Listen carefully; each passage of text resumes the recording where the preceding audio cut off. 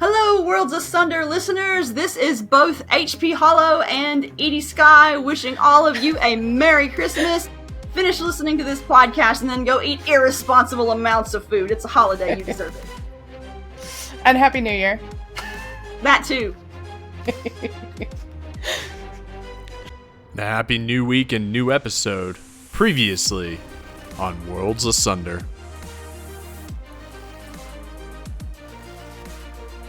You can shift those characters into support roles. You can have them go out in blazes of glory, sacrificing themselves so that the next generation can come forward. There's all sorts of ways that you can go about that.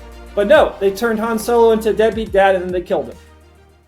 The stories we've read capture our attention and immerse our minds in settings of all kinds to bring us the spectrum of feelings and deliver the tale of tales to our starving psyches. Whether it's medieval-style fantasy with mages and knights, or hard sci-fi takes on the future of space colonization, or thrillers set in your backyard, world building is the foundation that holds up the narrative, the glue that keeps it from unraveling as readers follow the journey you laid out for them, all to make the stories jump from the pages and burn themselves into our memories. Welcome, weary writers, to Book Career in a Year's network of podcasts.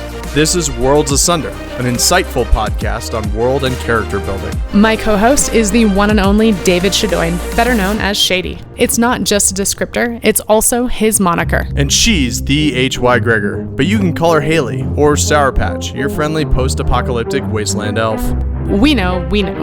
We have nearly a score of published novels and short stories between us, but who the hell are we to teach you about world building and character development? We get it, which is why we decided to call in some favors. Each week, we pull from a list of the best and brightest authors, editors, and publishers to give tips and guidance on tackling the age-old questions and provide you with tools on how to accomplish world building like the pros. From environment to magic to characters, how do we strike a balance between what matters to our audiences and what matters to keep it all straight? Open up your ear holes. And your minds. And get ready for us to tear Worlds Asunder. So, if you're ready, just knock and enter.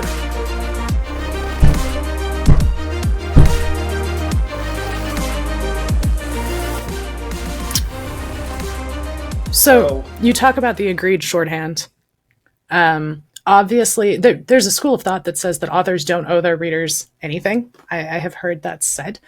But I think that brings us back to, do you want to make money writing your books? What other things do you guys as authors, when it comes to tropes or characters or world building, feel that you owe your readers? What else do you think about? I'm going to reel us in here. Weird Haley trying to organize chaos. Ultimately, I consider myself an artist, but I'm also very much a business person. I'm going to write what makes me money. And the way to earn money is to promise my readers a specific experience and deliver on that experience. And for that reason, if I ever subvert a trope, it's going to be subverted in a really fun way that, as I said earlier, still pays respect to the genre that it's in. And I feel like, to a certain extent, going back to what I said about surprising the reader, but also delighting the reader at the same time, rather than offending and annoying the reader with whatever, twist you've introduced. Or the viewer. In terms of subverting expectations, I never go into a story intending to subvert an expectation. But sometimes I come across little plot points where it's like, oh, I can do this thing. And yeah, technically it's still in line with the genre that I'm in, but it's a slightly different interpretation of how this works. And so I will go in and do that because you have to find this fine balance of giving readers exactly what they want while also still being able to deliver something fresh. And it can be a challenging thing to do. But in terms of do authors owe their readers anything? If authors want to earn money, yes, they absolutely do owe their readers specific things. And I'm not saying that I don't think authors should be completely subject to the demands of their readers. Because there is, if you listen to every idea your readers give you or try to answer every demand your readers make of you, you're going to end up crafting completely incomprehensible stories. And you owe a coherent universe and a fun story to your readers, is ultimately what I mean. And that kind of goes to a slightly broader statement that generally a fan base is very good at identifying the presence of a problem, but generally very bad at identifying the solution to the problem. So in that regard, if someone says, hey, this didn't work for me, and there were a lot of people saying, hey, this didn't work for me, that's something that I, in general would, as painful as it is, like, okay, I should probably listen to this. But if they're all saying, well, you should have done X, Y, Z, it's like, I'm going to take that one with a grain of salt. There's a perfect example of this in the marketing sphere. Whenever a particular, say, Facebook ad annoys people, they will absolutely say, oh, this is annoying and here's why it's annoying and whatnot. The fact that it's annoying is something worth taking away. But very often, when readers say, or when people on the ad say, this specific thing is annoying, your marketing is bad, it's usually, what they're specifically saying is usually wrong. For example, one complaint that I'll frequently get on my Facebook ads is, why is the title of the book not on this ad? You would sell so many more books if the title of this book was on this ad. And then I look at my ad data, and the ads that don't have the title on them get 10 times as many purchases. Are those not the plot ads that do have the title on them have next to no interaction? And so it's like, you'd think that I would get more sales, but so many times when you look at the math of book marketing specifically, the thing that you think intuitively would be right is often wrong. It's why whenever I'm talking to new authors, one thing that I'm careful to tell them, especially when I'm talking about marketing, is that 90% of your marketing attempts will fail.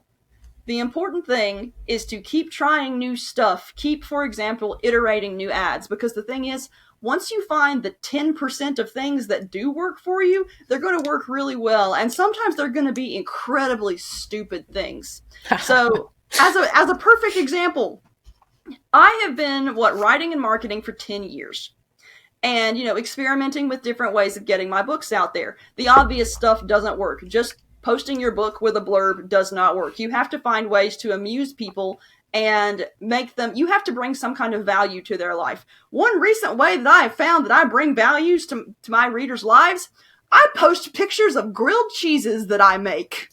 And I make random grilled cheeses. Like, I get bored and I make a grilled cheese out of stuff, and I mix up all different kinds of breads and ingredients. I get more interactions on my grilled cheese posts than I do on my book posts. And I've sold books because of the grilled cheeses.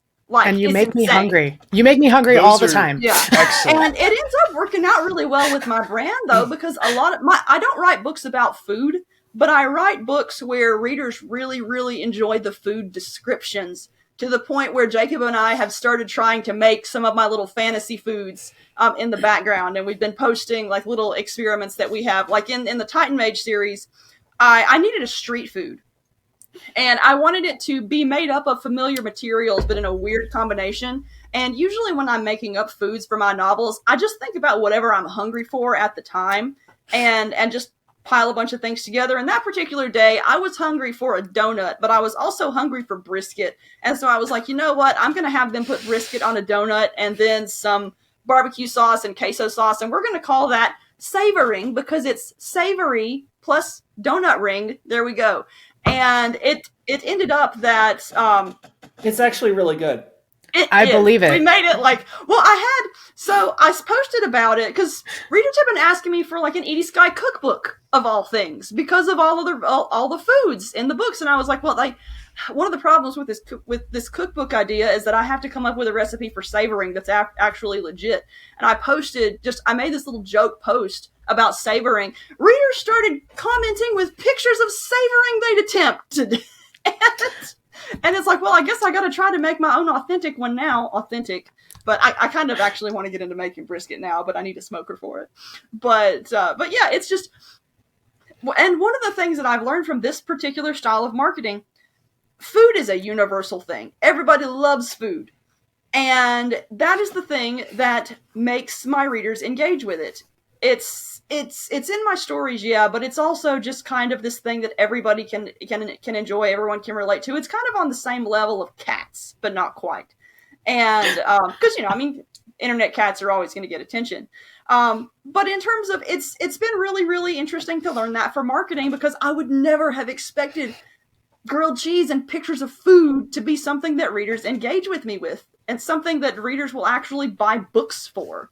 And so yeah, that's in my 10% that works. We now do a grilled cheese of the month on our podcast. I post my grilled cheeses to the blog. It's a whole thing now. And that's good world building too. Nice. When you put food like that in, it I love helps my establish. Food world building. It is my favorite. Yeah. That was one of the things we talked about her before this podcast. But Gail Carragher, like, one of the things she and I connected over was our love of food in general. Like, we're both real big foodies, and she includes a lot of food, different kinds of call outs in her books. And in fact, somebody asked me for a recipe to a thing I had created kind of in Companion to Ghosts. It turns out I have cooked it before, but I couldn't remember how to do the sauce, so I couldn't give them the recipe right away, but I owe them an answer, which I did figure out. That was so I had the main character cook tri-tip steak in a white wine cream sauce. And we had it over Thanksgiving because I had to figure out what was in the white wine cream I did not sauce. know that's why you made it. Remember. It was delicious. Okay. Yeah. I needed to figure that out. I want to know what's in the white wine cream sauce. And the one over Thanksgiving. You owe Heather the recipe. Yes. Oh, okay. I'll send you the recipe after. Maybe we'll include it in the show notes. Ooh. Maybe that'll be a thing. I'm writing that down. But yeah, no, food is one of those. It's interesting. We talked about it several times on this podcast for world building stuff, but it's a way to get readers engaged. But also there is like kinds of tropes associated with it, especially if you get into kind of your anime based and your manga based storytelling.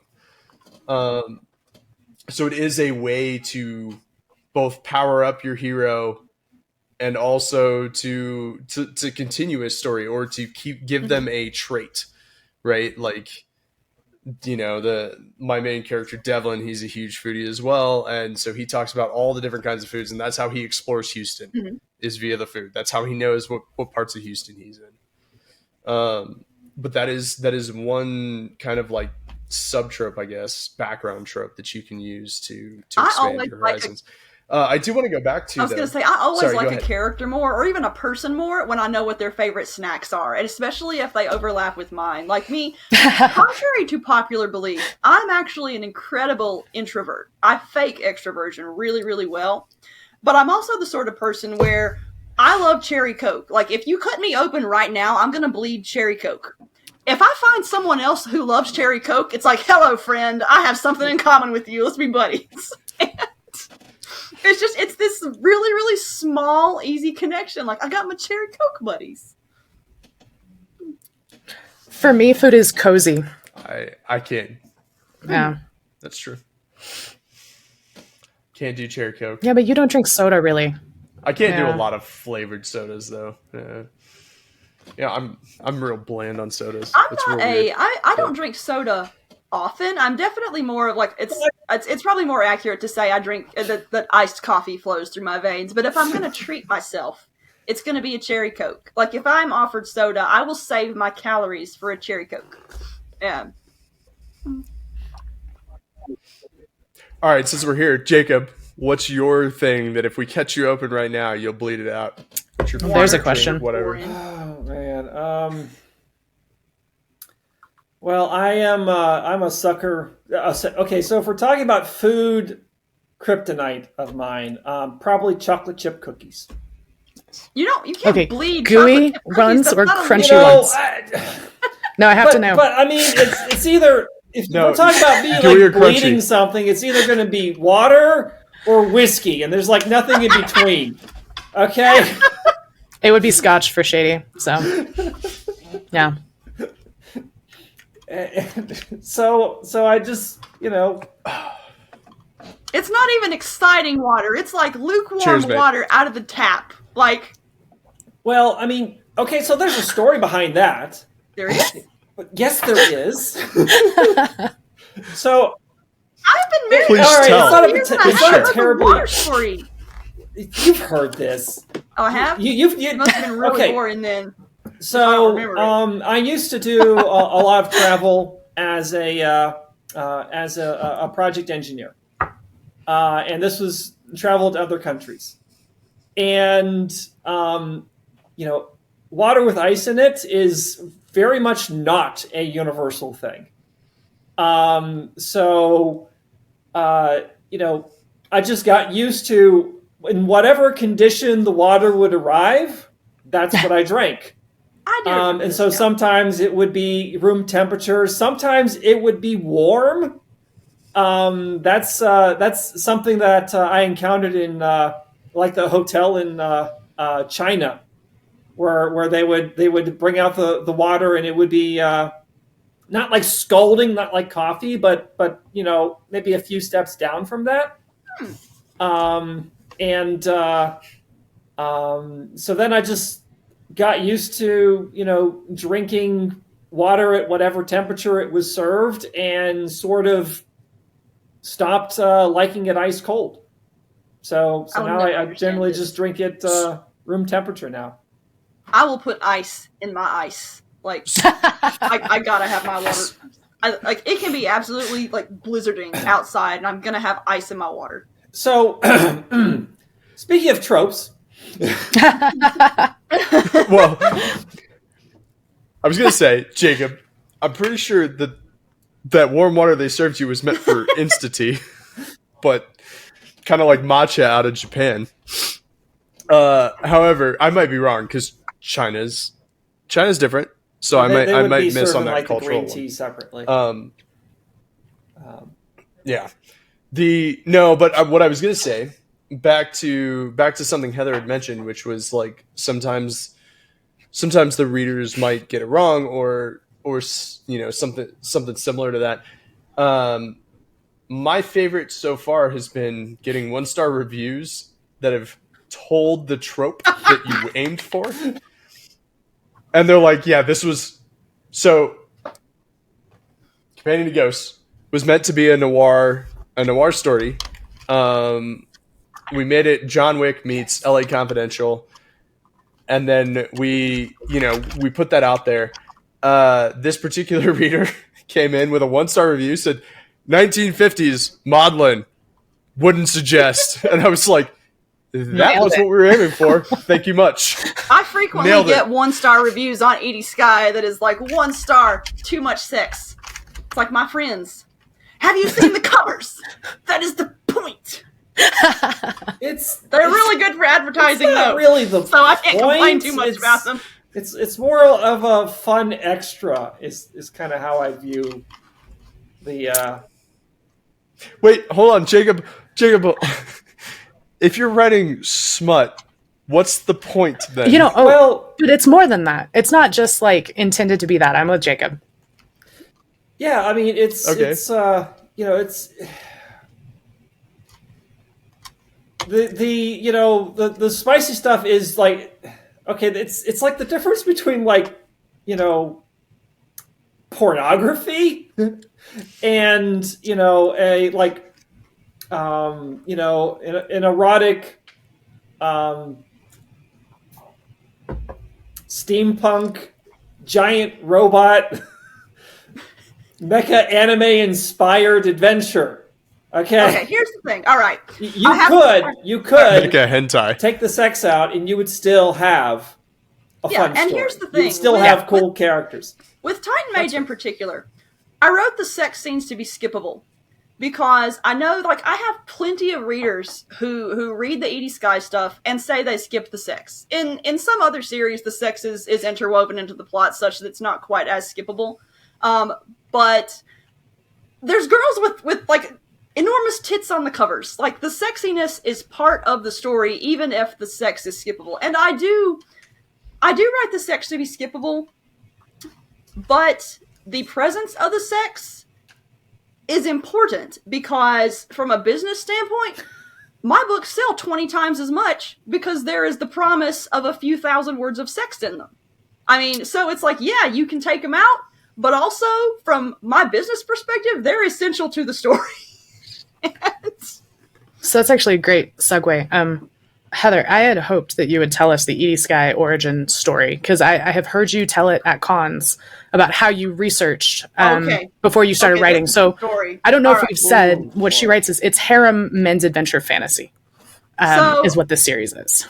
Yes, it's pulp harem isekai men's adventure with giant robots. And I never in my life expected that my defining pen name would be a smutty steampunk giant robot pen name, but here we are. And so here's how it started. As I've said before, I do the marketing for both my books and Jacob's books. And one of the ways I do that marketing is I'll go on Amazon and look in the also bots to see what other people are reading that have enjoyed our books. And so Jacob has a series out called the Seraphim Revival that is like completely anime-inspired giant robot trilogy. There's no spice in it whatsoever.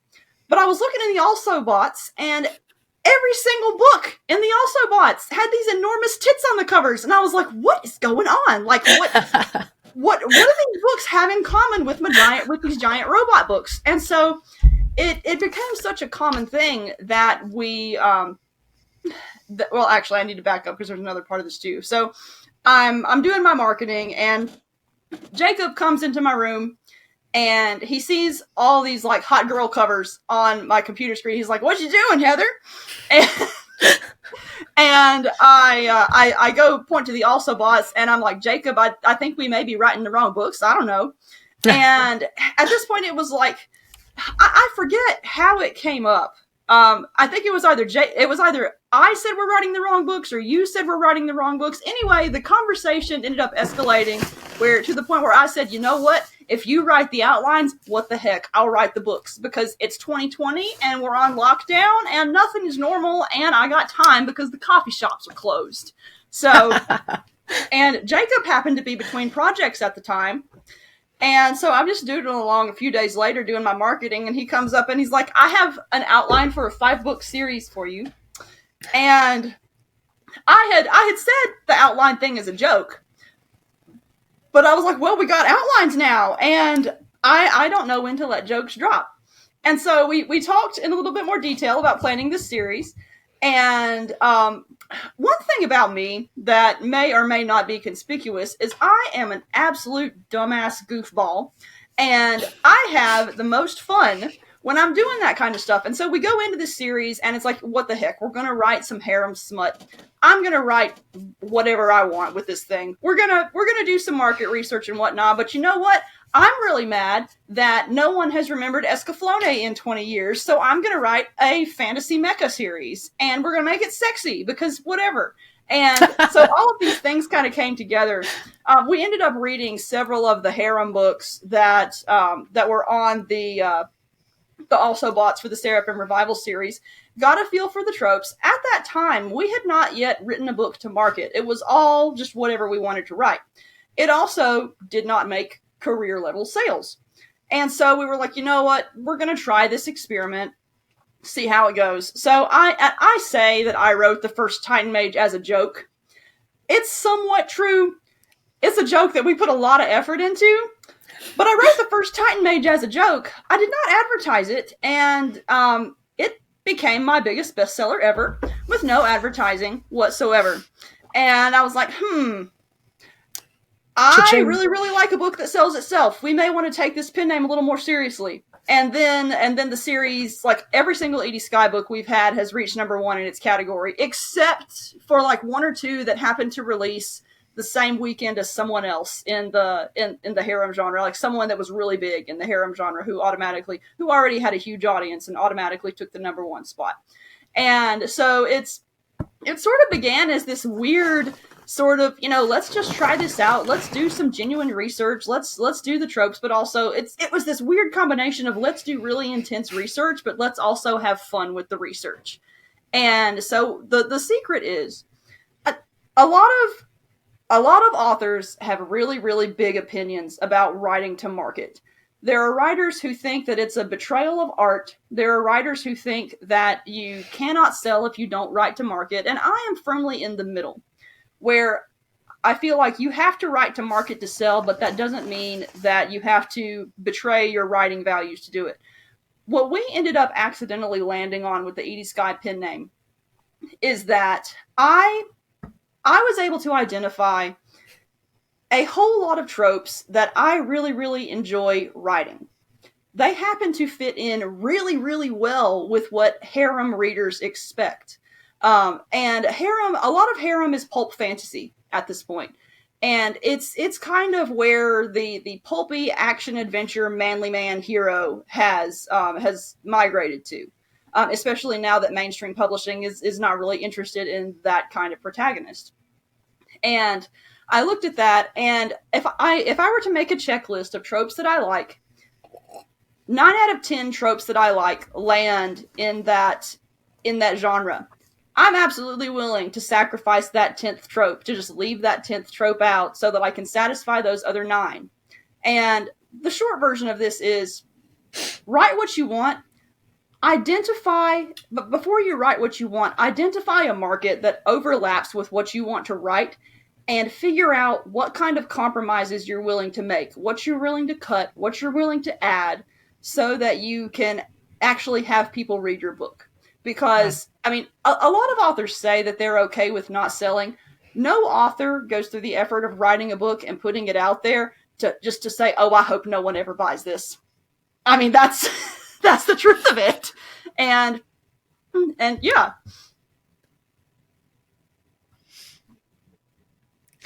And yeah, I love it. No, there's a lot of good stuff there. Haley, No, I think that I wanted to hear that, and for listeners to hear that, because I think that it was a totally new genre in some ways for you. It was absolutely new. Yeah. So picking that up and saying, okay, like, I'm going to respect the genre and respect the tropes. And then the other thing that I was just thinking of is that this comes up often, is write what you enjoy, because it comes across, if you don't like it, readers can tell if it's sucking your soul away, and it's, one of the makes a compliments difference. that I get on Titan Mage is that Titan Mage, for me, Titan Mage was the most fun I've ever had writing a book. Partly because my brain was just so, like, for whatever reason, it hit this really happy spot in my brain. And I just had an absolute blast writing it. And readers tell me that they can see how much fun I had writing it. If you're having fun writing something, it absolutely shows on the page. Yeah.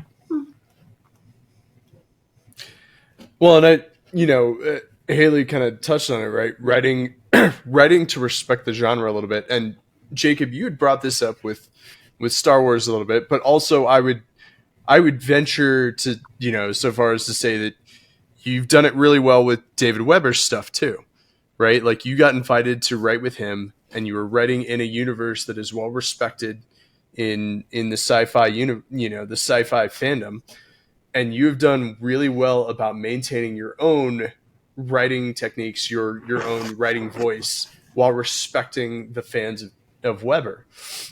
So I think, the two of you are almost a model for how to do it and do it well.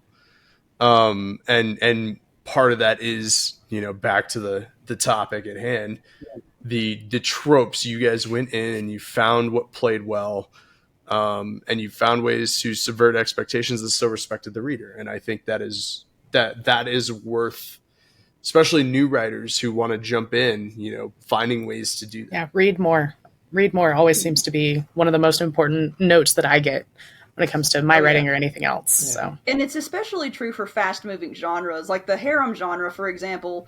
It's a small readership, but it's a very voracious readership. And because of that, the genre, like, trends come and go so fast in the genre, and what readers expect from the books changes very rapidly. And I don't think, I think it's one of the more exaggerated genres, but I think indie genre is in particular are prone to it because the thing is, indie authors release so fast that indie readers expect books quickly, and when you're releasing books and consuming books that fast, the process speeds up. It can be overwhelming sometimes too. I have actually, because of that, I used to plan series years in advance, and I just don't do that anymore because the series I'm planning right now is probably not going to be viable in 5 years, regardless of what it's about. I'm going to have to, even if I plot it right now, I'm going to have to change it when I actually sit down to write it 5 years from now because of that.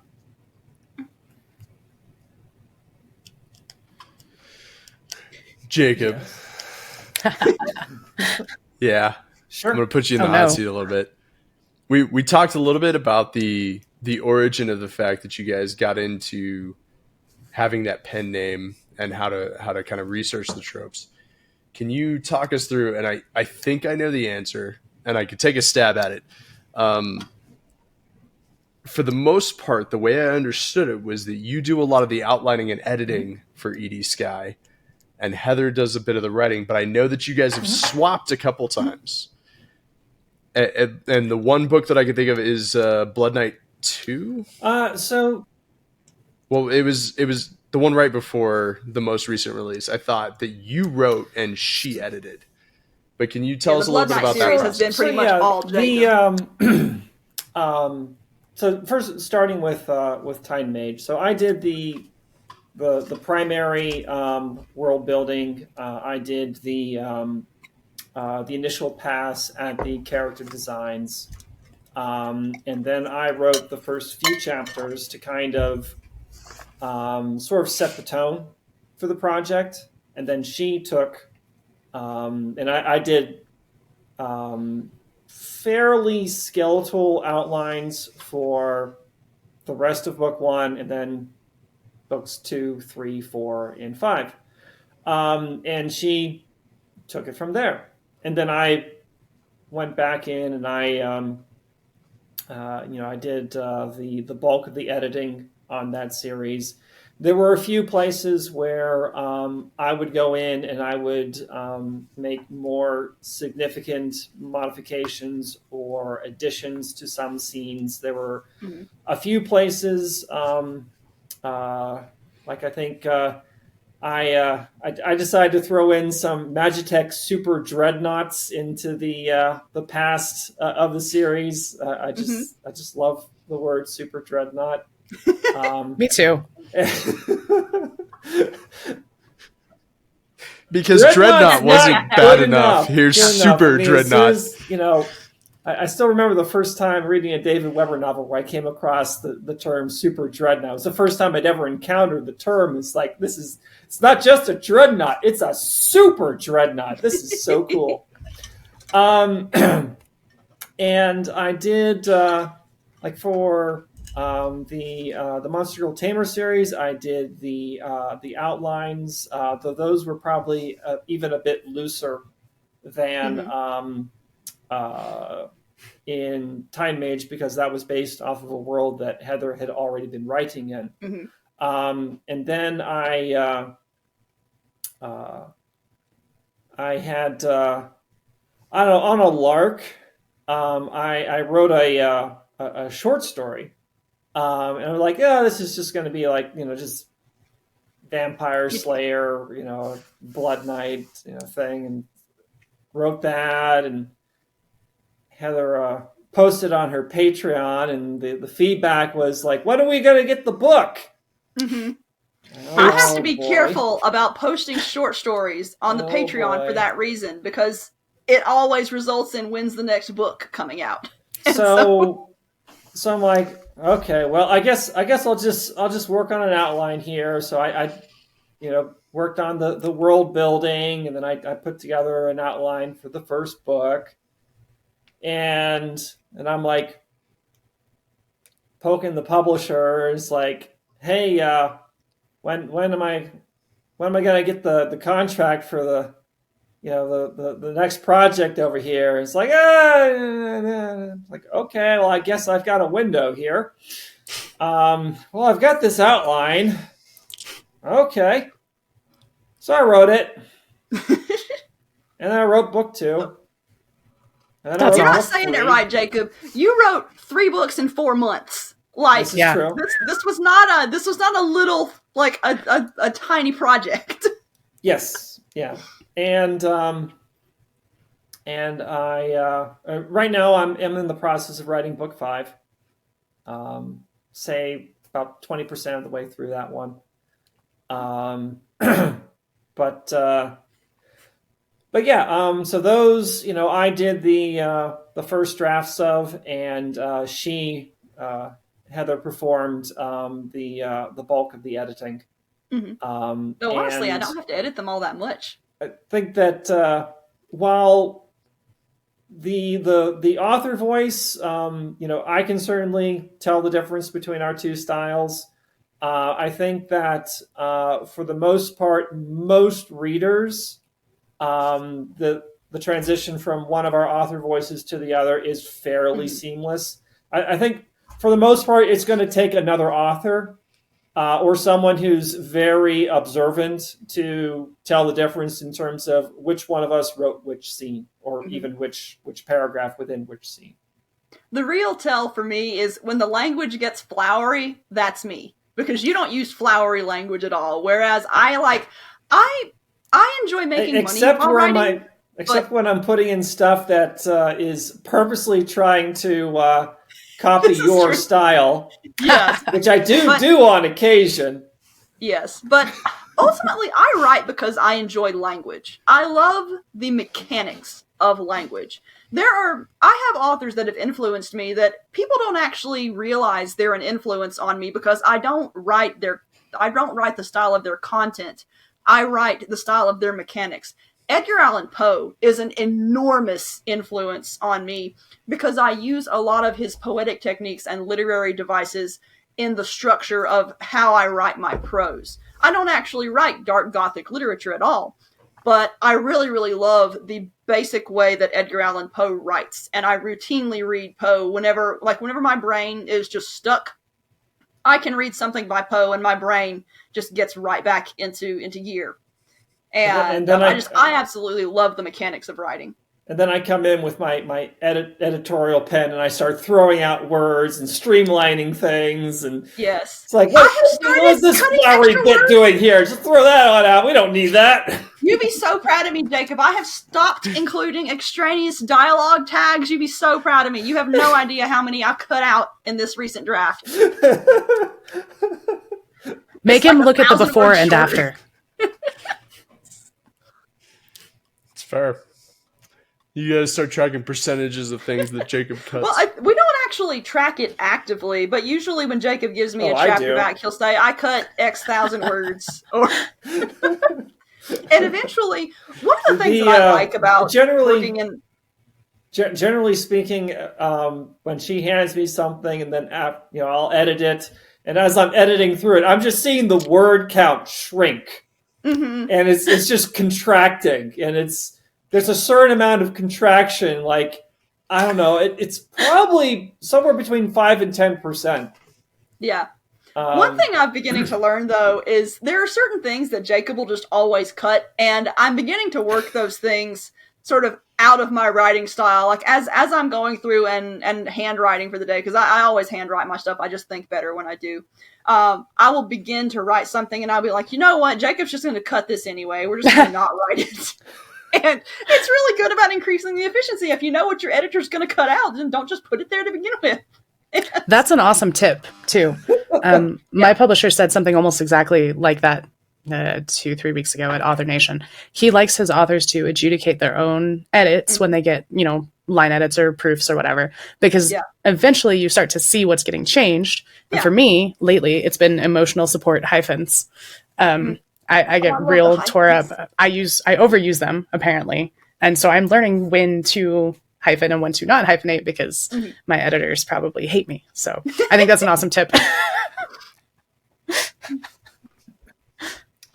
Fair tip. No, what I've learned here is that we need to start the hashtag Holo challenge. Can you determine which of them is writing in the Skye pen name? Based on their I'm actually other curious works. to see if people can tell. Yeah. So we'll start that here. Let it run until we'll let it run through 2025. See what happens. Throw out a random paragraph. Okay, which one of us wrote this paragraph? Sometimes I don't even remember which one of us wrote stuff. Oh, I remember. Oh, yeah. You have better memory than me. I can go through and I can tell you which ones are which. That's Shady and I have co-written twice, and we're getting ready to co-write a whole bunch of projects in the next 6-8 months. And it'll be interesting to see the integration. I think we should do a whole episode on co-writing. Oh, yes. Because that's a whole other can of worms. Oh, yeah. Spoiler alert, it's going to come around. And you guys will probably feature because you're one of our favorite power couples. Yeah. So thank you. I can talk infinitely. Hashtag couples goals. No, we really look up to you guys, and I think that everything that you've been working on is great. And I think the breadth of everything that you guys work on is also very impressive because your genre spread, I guess I'll say, is pretty wide. So. Yeah, because that was the appropriate word to use for the Edie Skye pen name. I used my word carefully. All right. Picked it purposely. I said what I said. I said what I said.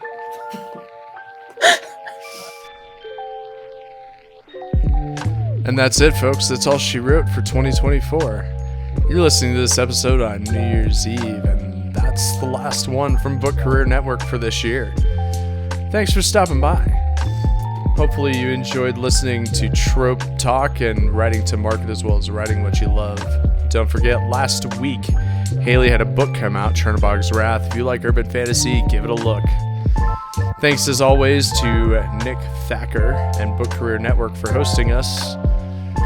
And make sure you go check out our show notes for all our links on where to follow us, because on our Instagram, you're going to find the hashtag Holo Challenge for the year 2025. Speaking of the Holos, there was too much of them for just 2 parts. We're going into part 3 for the first time ever, the Trope Cerberus part 3. Make sure you like, comment, and subscribe to this podcast wherever you listen to podcasts, and give it a share. Invite other listeners. We'd love it. And thanks for helping us tear the worlds asunder. Stick around for one last message, but we'll see you next time.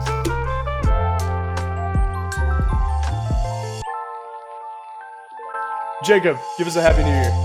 Happy New Year. Happy New Year to all the Worlds Asunder fans. Thanks for listening to part 2. Go enjoy your festivities. Appreciate y'all, and we're out.